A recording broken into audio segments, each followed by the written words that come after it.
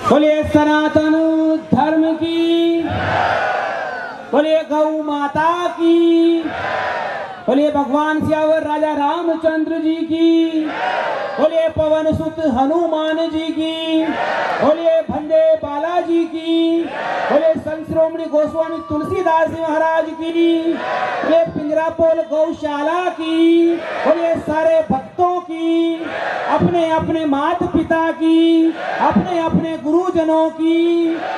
सीताराम। हम सभी सौभाग्यशाली हैं कि आज हमें गौ माता के सेवा करने का सौभाग्य प्राप्त हुआ है। सभी को माँ कुछ न कुछ देती है, आपको जन्म देती है, हमें पालती है, लेकिन बहुत कम लोग सौभाग्यशाली होते हैं जो माँ की सेवा कर पाए। कईयों की माता जो है समय से पूर्व ही चली जाती हैं, कईयों के जो है ये सौभाग्य नहीं होता, वो अपनी माता को अपने पास भी नहीं रख पाते हैं और उन्हें अनाथ आश्रम में जाना होता है। लेकिन हमें ये सौभाग्य है कि न केवल हम हमारी माता की बल्कि इस गौ माता की सेवा करने का भी हम सबको सौभाग्य प्राप्त है पिंजरापोल गौशाला के माध्यम से। माँ की सेवा करने का सौभाग्य बिरला को होता है। और आज हम सब श्री हनुमान चालीसा पाठ के माध्यम से प्रार्थना करेंगे हनुमान जी महाराज से, जो कलयुग में साक्षात हैं, कि है हनुमान जी महाराज, जो हमारी गौ माता है, जिस पर वर्तमान में जो संकट आ रहे हैं, वो संकट से सब परिचित हैं आप। कानून बना हुआ है, फिर भी वो संकट आ रहे हैं। उन संकटों से तो हम सब लड़ेंगे ही, लेकिन गौ माता की दुर्दशा, आज शहर में कहीं भी आप जाओ तो गौ माता को आवारा पशु के रूप में लोग प्रसिद्ध कर देते हैं। ये कितना दुर्भाग्य है कि जो गौ माता इस पूरी सृष्टि में सबसे श्रेष्ठ कृति है परमात्मा की, उस गौ माता को आवारा पशु की श्रेणी में लोग डाल देते हैं कि आवारा पशुओं ने आतंक मचाया, आवारा पशुओं ने ये किया। पिंजरापोल गौशाला और बहुत सारी गौशालाएं, मैं सभी का आभार व्यक्त करता हूं कि उन गौ माताओं को पूरे सम्मान के साथ उनकी सेवा करने का जो सुअवसर गौशाला के माध्यम से आपको और हमको मिलता है। मैं सभी गौशाला, पिंजरापोल गौशाला के सभी समिति के सदस्यों का, सभी कार्य करने वालों का हार्दिक आभार व्यक्त करता हूं, हार्दिक धन्यवाद व्यक्त करता हूं और हनुमान जी महाराज से प्रार्थना करता हूं कि आपकी कृपा हमेशा इन पर बनी रहे, ताकि ये ऐसे ही गौ माता की सेवा कार्य करते रहे।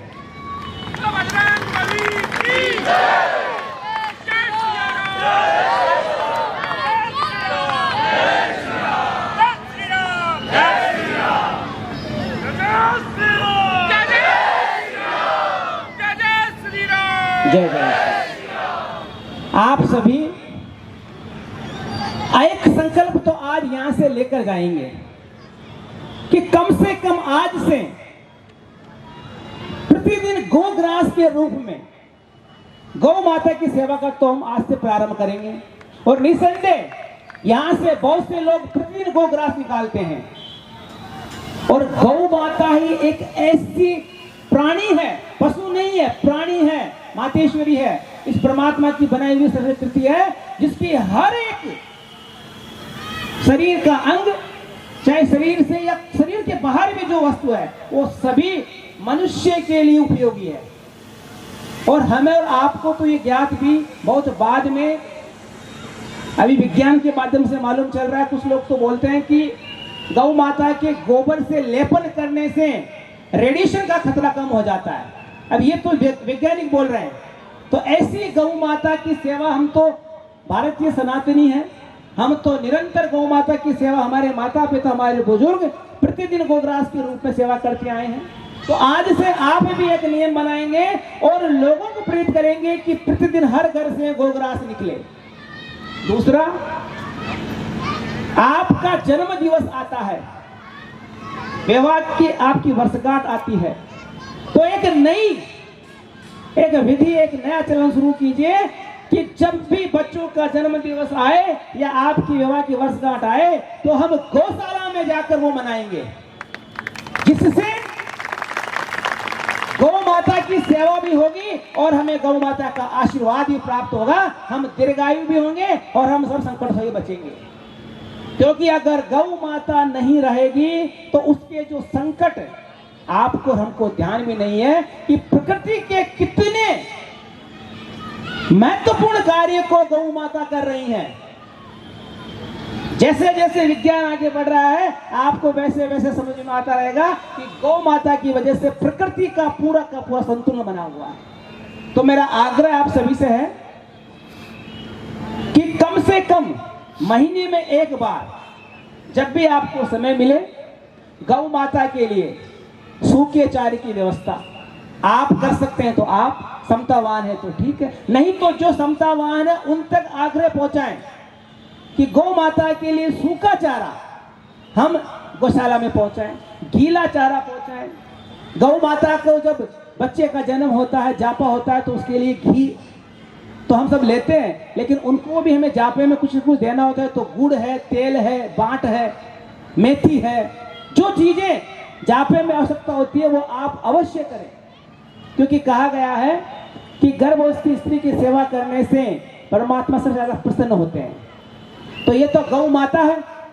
तो अगर हम यथाशक्ति यथासंभव जितना हम कर सकते हैं हम अवश्य करें, ताकि गौ माता की सेवा भी हो और हम सबको उनका आशीर्वाद भी प्राप्त हो। आज हम सबका सौभाग्य है कि आज गौ माता के निमित्त हम सब मिलकर यहाँ पर पिंजरापोल गौशाला में सामूहिक हनुमान चालीसा का पाठ पढ़कर प्रार्थना करेंगे हनुमान जी महाराज से कि न केवल वो हमारी रक्षा करें, इस गौ माता की भी रक्षा करें। क्योंकि जो अधर्मी है, दुष्ट हैं, वो इस गौ माता को भी नहीं छोड़ रहे हैं। तो कम से कम हम गौ माता के लिए हनुमान चालीसा के माध्यम से प्रार्थना करें कि संकट कटे मिटे सब पीरा, जो सुमरे हनुमत बलबीरा, और संकट ते हनुमान छुड़ावे, मन कर वचन ध्यान जो लावे। कि जो संकट आज हम पर है, गौ माता पर है, इस राष्ट्र पर है, सनातन धर्म पे है, उन सभी संकटों को है हनुमान जी महाराज हम आपको मन से, वचन से, कर्म से आपसे प्रार्थना करते हैं कि आप हम सबकी रक्षा, हम सबको इन संकटों से बचाओ। अब मन कर्म वचन से हनुमान जी महाराज को स्मरण करने का सबसे सरल तरीका या सबसे सहज तरीका अगर कोई है तो वो है सामूहिक हनुमान चालीसा पाठ। क्योंकि जब आप हनुमान चालीसा मन से पढ़ते हैं मुख के अंदर, वचन से पढ़ते हैं आप जिह्वा से, और कर्म से पढ़ते हैं, उसका अर्थ है कि आप जब सामूहिक रूप से सम्मिलित होकर एक जगह आकर कोई कार्य करते हैं, कर्म करते हैं। आज आप सभी यहाँ पर हनुमान चालीसा के लिए कर्म करने आए हो, तो ये आज आपकी हनुमान चालीसा मन कर्म वचन तीनों से हो रही है। तो निरंतर जब भी आपको समय मिले सामूहिक हनुमान चालीसा का पाठ अवश्य करें। कम से कम सप्ताह में एक दिन तो अवश्य सामूहिक हनुमान चालीसा का पाठ करें, और न केवल अपने लिए परमात्मा से प्रार्थना करें, संपूर्ण मानव जाति के लिए प्रार्थना करें, सबके लिए प्रार्थना करें कि सबको सद्बुद्धि दे, सबको धर्म और सत्य के मार्ग पर चलने की सद्प्रेरणा दे, और जो धर्म के मार्ग पर चलने वालों को दंडित कर रहे हैं उन्हें दंडित कर हनुमान जी महाराज आप धर्म की स्थापना करें। सामूहिक हनुमान चालीसा का पाठ वैसे तो आप कभी भी कर सकते हैं, लेकिन 8:09 पर हनुमान चालीसा सामूहिक रूप से पढ़ने से आपको जो इसका लाभ मिलता है वो कई गुना बढ़ जाता है। जब भी आप हनुमान चालीसा पढ़ें 8:09 पर सुबह और 8:09 पर शाम को पढ़ें, क्योंकि पूरे भारतवर्ष में एक निश्चित समय पर पृथ्वी प्रातः और साय 8:09 पर हर व्यक्ति अपने घर पर, कार्यालय में, मंदिर में, जहां जो उपस्थित है वहां पर अगर एक पाठ भी करता है प्रतिदिन, तो अलग अलग जगह रहकर भी 100 करोड़ लोग हनुमान चालीसा का पाठ सामूहिक रूप से पढ़ सकते हैं। आज के इस पाठ का आयोजन करने के लिए कितनी व्यवस्थाएं गौशाला समिति को करनी पड़ी है। 10 दिन से ये लोग व्यवस्थाएं कर रहे हैं। ऐसी व्यवस्थाएं रोज करना संभव नहीं है, लेकिन माताएं, बहनें, बच्चे आप प्रतिदिन प्रातः और साय 8:09 पर अगर हनुमान चालीसा का पाठ पढ़ते हैं तो आप अपने स्थान पर रहकर भी इस प्रकृति को संदेश दे सकते हैं कि 100 करोड़ लोग एक हैं, और 100 करोड़ लोग जब एक होकर हनुमान जी महाराज से प्रार्थना करेंगे हनुमान चालीसा के माध्यम से, तो निसंदेह हनुमान जी महाराज आपकी प्रार्थना को सही स्वीकार करेंगे और आपके नहीं, आपके परिवार के, इस राष्ट्र के, सनातन धर्म के कष्ट को भी वो दूर करेंगे। जब भी हनुमान चालीसा पढ़े, पुस्तिका को सामने हाथ में लेकर पढ़े। कितने लोग हैं जिनको हनुमान चालीसा याद है? सीताराम। एक चौपाई का वर्णन कर रहा हूं जो आपके सामने लिखी हुई है। संकट ते हनुमान छुड़ावे, मन कर्म वचन ध्यान जो लावे। इस चौपाई के बाद में कौन सी चौपाई आती है? अब वो व्यक्ति बोलेगा जिसको इसकी पहले की चौपाई ध्यान है, इससे जो पहले चौपाई है जिसको ध्यान है वो बोले। शंकर स्वयं केसी नंदन तेज प्रताप महाजगबंदन, इससे पहले की बताइए, आगे की नहीं, पहले की। नासे रोग हरे सब पीरा, जपति निरंतर हनुमत वीरा, इससे बाद की नहीं, पहले की बताइएगा। हाथ अपना खड़ा करें आप। जो आपके मन में भ्रम है कि हमने हनुमान चालीसा याद कर ली है, वो सिर्फ आपने रटी है, और रटी हुई हनुमान चालीसा को अगर आप पढ़ते हैं तो आप त्रुटि कर रहे हैं। हनुमान जी महाराज की हनुमान चालीसा की शक्ति को आप पहचान नहीं पा रहे हैं। गोस्वामी संत शिरोमणि तुलसीदास जी महाराज ने पहले ही उनको पता था कि संभव नहीं है कि हनुमान चालीसा को कोई याद कर सके, तो उन्होंने स्पष्ट लिखा, जो यह पढ़े हनुमान चालीसा होए सिद्ध साखी गौरीसा। जो व्यक्ति हनुमान चालीसा पढ़ेगा उसी की सिद्ध होगी, तो किसी को याद करने की आवश्यकता भी नहीं है, और याद करेंगे तो आप रटेंगे, याद होगी भी नहीं। तो इसलिए जब भी हनुमान चालीसा पढ़े, पुस्तिका को अपने हाथ में लेकर, जैसे कोई छोटा बच्चा पढ़ता है वैसे हनुमान चालीसा को आप देखकर पढ़ें, जिससे आपकी हनुमान चालीसा में कोई त्रुटि नहीं रहे और आपकी हनुमान चालीसा पूर्ण हो और आपको इसका पूर्ण लाभ मिले। जब भी हनुमान चालीसा पढ़ें तो इन चौपाइयों के अर्थ को जानने का प्रयत्न करें। हम ऐसे ही हनुमान चालीसा पढ़े जा रहे हैं, इनके चौपाइयों के अर्थ को तो जानिए। अभी एक चौपाई को लेकर कई लोगों के मन में संशय है, और देवता चित्त न धरे हनुमत से ही सर्व सुख करिए। बहुत से लोग आके बोलते हैं कि महाराज क्या हनुमान जी को पूजने के बाद किसी और देवता को नहीं पूजे? हो सकता है आपके मन में भी भाव हो कि चौपाई का अर्थ में पता नहीं है, तो हम मन में शंका पाल कर बैठे हैं कि और देवता को नहीं पूजे क्या। इसको जानने का प्रयत्न करें, और जानने का सबसे सरल सहज तरीका है कि आप हनुमान चालीसा की चौपाइयों को अर्थ को समझने का प्रयत्न करें, और इनका अर्थ समझाने का सबसे सरल तरीका है अपने गुरुदेव से पूछें। और गुरुदेव कौन है? जय जय जय हनुमान गुसाई, कृपा करो गुरुदेव की नाई। हनुमान जी महाराज को अगर आप अपना गुरु मान लेते हैं तो इन चौपाइयों का अर्थ आपको स्वतः ही ज्ञान होने लग जाता है।